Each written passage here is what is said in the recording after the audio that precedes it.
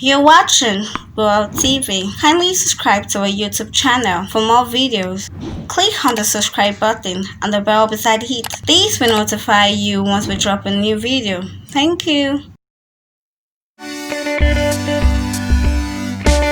Nollywood actor Taiwo Hassan, also known as Ogogo, has taken to social media to tackle the issue of his possible role in some of the fraudulent activities allegedly carried out by a Muslim cleric identified as Al-Fulani. In a long and complex video uploaded on his official social media page, Ogogo gives a thorough explanation of his connection with the cleric. He recalled that the cleric had come to his neighborhood a few days ago and asked him to meet him. The Nollywood actor said out of respect for him and his role as a spiritual leader, he replied to the cleric's call. On the meeting with the cleric, Ogogo revealed that the man had shown him the gift of the car he had just received from the NURTW leader MC Oluomo. Ogogo stated that Al-Fulani even told him to say hello to a stranger he was talking to on the phone. The actor said that he collected the cell phone and exchanged pleasantry with the individual at the other side of the phone, without knowing who he was really speaking to. According to him, days after the meeting, he began to hear stories concerning his alleged involvement in fraudulent activities perfected by the clergy. Ogogo has made it quite clear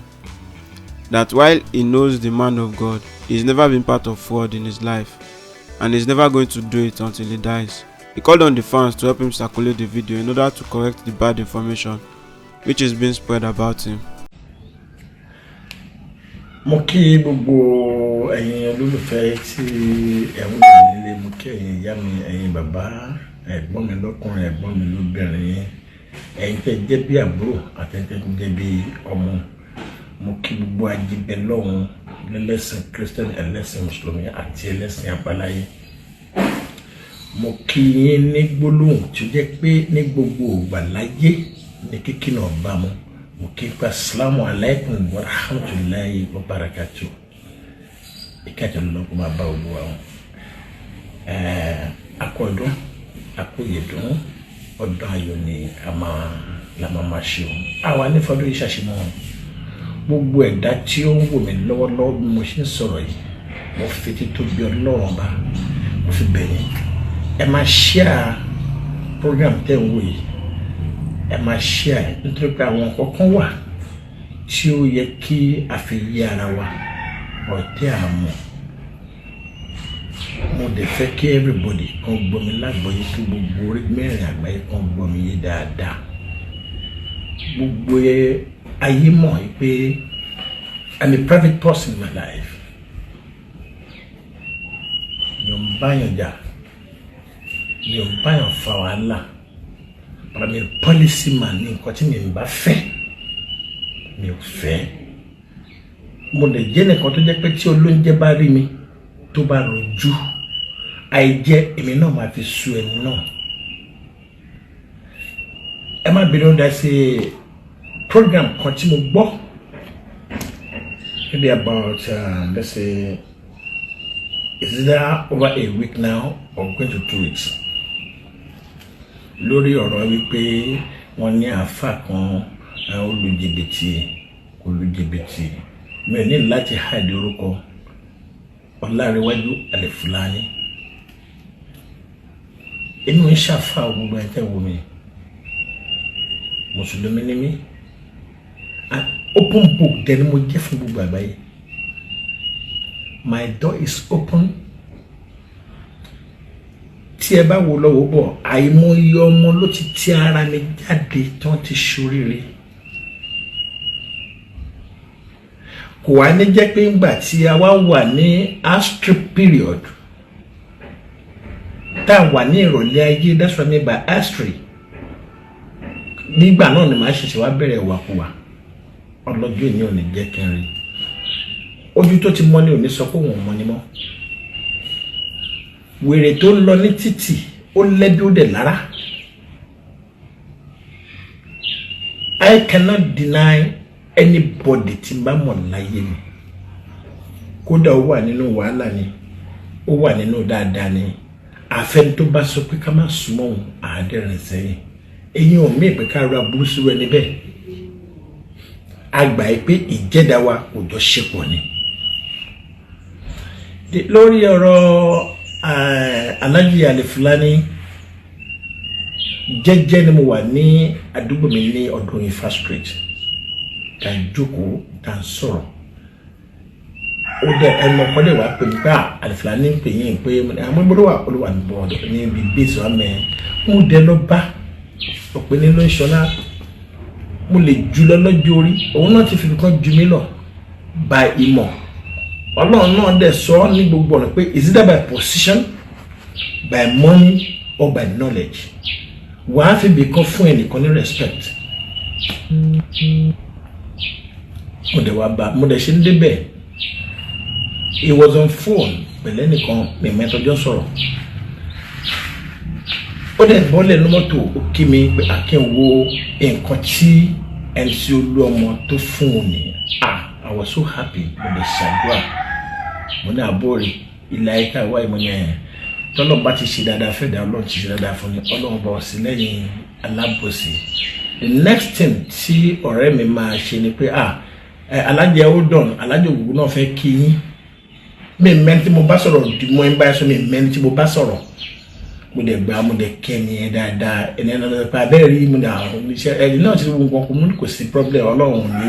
yẹ kárí láàbúrò Ọlọ́run àṣàbàyàn ẹgbẹ́ that was only what I said.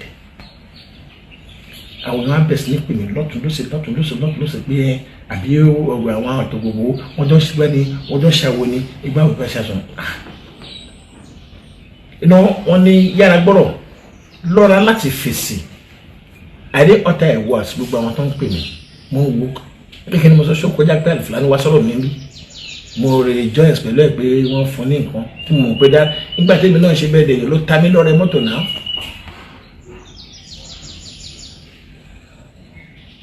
Ó wá di ọjọ́ kẹta àbí ọjọ́ kẹrin mo kàn bọ́ sórí fóònù mo wá rí pé there's a program kan it's like somebody ẹni yẹn deliberately send it to me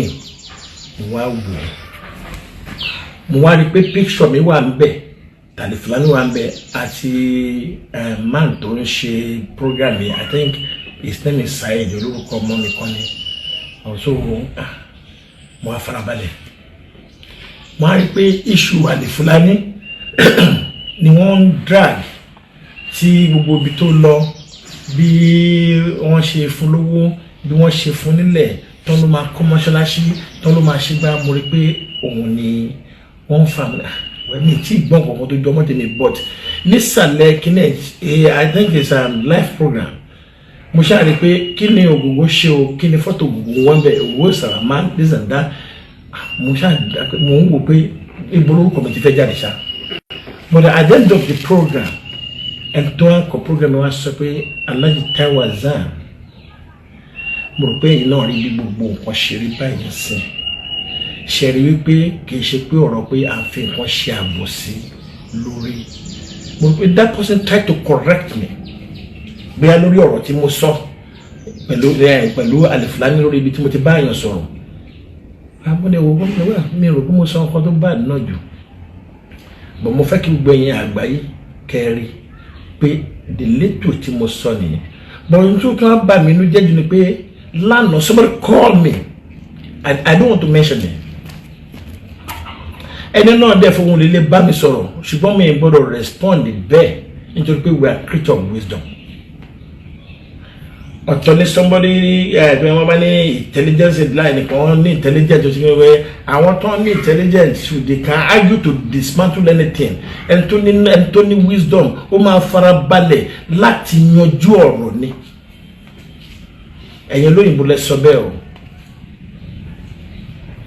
ó sọ ọ̀rọ̀ yẹn pé wọ́n gbá Alifulany wá sórí program Alifulany said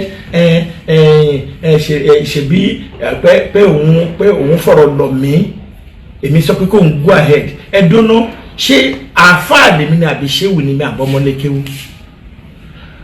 mi ò mọ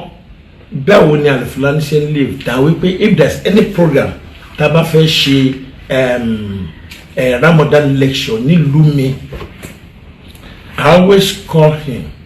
láti wá bá anchor program tó dẹ̀ ti ń bá wa ṣe yẹn bọ́ọ̀sì ó pẹ́ díẹ̀ then mo tún ṣe kíní kan Islamic quiz ọwọ́ ẹ̀ náà mo ti rí àìdá yẹn and I took that thing to my hometown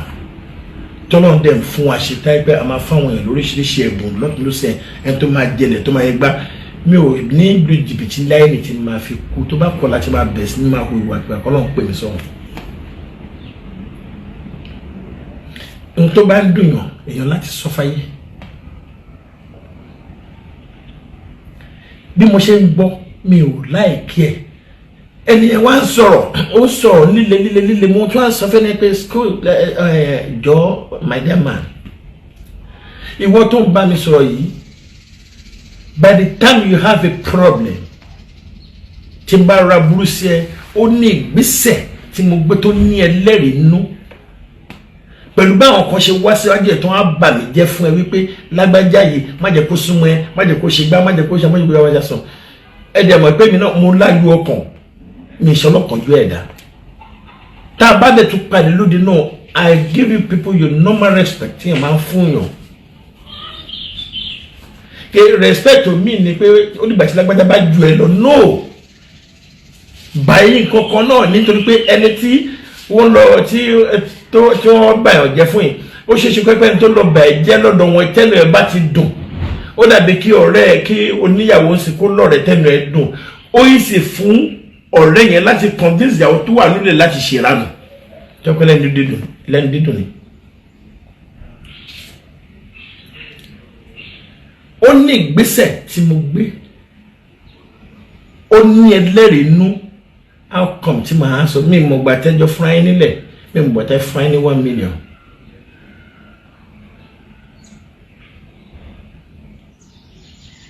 bí area abẹ yẹn bó ṣe jẹ́ nìyẹn then Alifulani I'm sorry òtọ́rọ̀ nílé nìkan má bara wa sọ nítorí pé kí ni onírú wí ẹlẹ́yìn wí làkàṣẹ́gbẹ́ sọ the same thing ní everybody sọ lé lórí. It will be better for you to ẹ pé lóòótọ́ bó ṣe rí nìyẹn tó bá ṣe pé bó ṣe rí nìyẹn try to change nítorí pé kí ni èèyàn tó fún ẹ nílẹ̀ tó ní ẹ fi kọ́ mọ́ṣáláṣí he said it ó ní mo fún he said it ó ní òun fún ẹ ní 1 acre of land pé ẹ fẹ́ fi kọ́lé kí wà á ti lè mọ́ṣáláṣí with 1 million naira ẹ̀sà tó bá ṣe pé èmi náà ni mo ṣe báyẹn fún yàn tí mi wá padà rí ìgbésẹ̀ pé nìyẹn ń kọ́ sùkú àbò ń kọ́ mọ́ṣáláṣí tó á jẹ́ pé ilé gbígbé ló ń kọ́ sórí ẹ̀ tí mi tún sọ̀rọ̀. àwọn nígbà tí wọ́n pè sórí program Alifulani wọ́n ní nǹkan tó sọ ní pé ẹni tó fún yín nílẹ̀ yẹn nítorí pé ó ní problem lẹ́yìn ṣe fẹ́ẹ́ fìbẹ̀ kọ́ mọ́ṣáláṣí mọ́ kẹ́ kọ́ mọ́ṣáláṣí sórí ẹ̀ ó lóore ju pé ilé tẹ́kọ́ sórí ẹ̀ lọ àsọ̀rọ̀ ẹ̀yìn náà àfa náà lẹ́kọ̀ọ́ wa ẹni yẹn lóhun ò tún sọ̀rọ̀ not touch but tell alter statement tell alter it's not the best. You are still my friend me the deny lie but tó bá rí mi tí bá wà tí ò dá tó de lè correct mi pé Sati ẹ ṣe dáadáa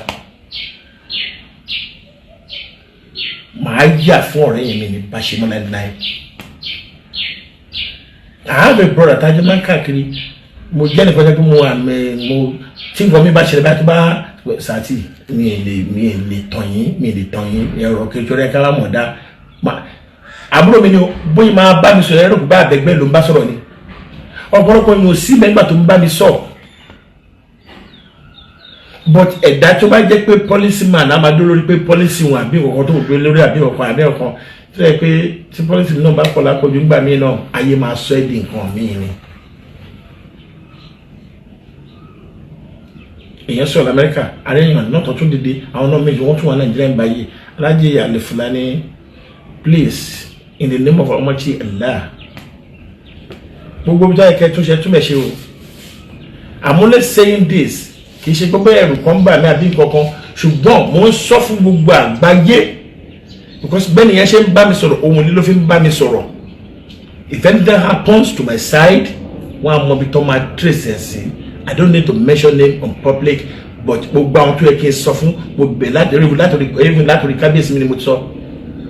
ẹni báyìí mo sọ ọ́ dọ́dọ̀ Aláàfin àwọn tó ní mí nìyẹn gbogbo àwọn IBD I have called them báyìí ni mo gbọ́ báyìí mo rí bẹ́ẹ̀ ni dẹ́ ṣe bá mi sọ̀rọ̀ ó ti is too harsh for me. Assalamu alaikum warahmatullahi wabarakatuh. Ọlọ́run bá láti lọ kó fi ìgbà tó dùn wá ẹ ṣe gan ẹ máa jọ ọ bẹ́ẹ̀ ṣe gbọ́ yìí ẹ máa bá mi share fún gbogbo àgbáyé ni mo fẹ́ kí wọ́n máa gbọ́ nǹkan tí mo sọ yìí ọdún àyàn ọlá máa ṣe o àní pẹ̀lẹ́ lágbára náà. Thank you very much. I love you all. God bless. Thanks for watching this video. Don't forget to click the subscribe button, kindly comment and share. Thank you, Boya TV.